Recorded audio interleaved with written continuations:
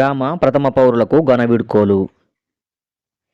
బెజ్జంకి మండల వివిధ గ్రామాల సర్పంచుల పదవీకాలం ముగుస్తున్నందున మండల పరిషత్ కార్యాలయంలో సర్పంచులకు స్థానిక ఎంపీపీ లింగాల నిర్మలా లక్ష్మణ్ అధ్యక్షతన సోమవారం ఘనంగా సర్పంచులకు వీడ్కోలు పలికారు.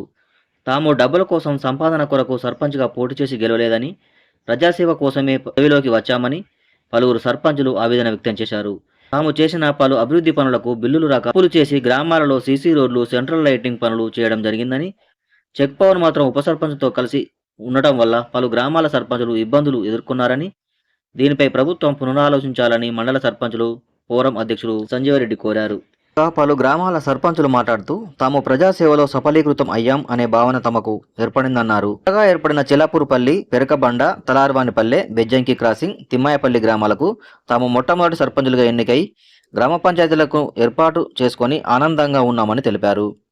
ఎంపీపీ నిర్మలా లక్ష్మణ్ మాట్లాడుతూ సర్పంచులకు రావాల్సిన బిల్లుల విషయమై సిద్దిపేట జిల్లా పరిషత్ చైర్మన్ రోజా శర్మకు విన్నవించి సర్పంచులకు బిల్లులు ఇప్పించే బాధ్యత తనదే అని అన్నారు. స్థానిక జెడ్పీటీసీ కనగండ్ల కవితా తిరుపతి మాట్లాడుతూ రాజకీయాల్లో సర్పంచ్ అనేది తొలిమెట్టు అని, ఇష్టపూర్వకంగానే రాజకీయాలకు వచ్చామని, మండలంలోని అన్ని గ్రామాల సర్పంచులు ఎటువంటి ఆరోపణలు రాకుండా 5 సంవత్సరాలు దిగ్విజయంగా పూర్తి చేసుకున్నందుకు వారి అభినందనీయులు అని అన్నారు.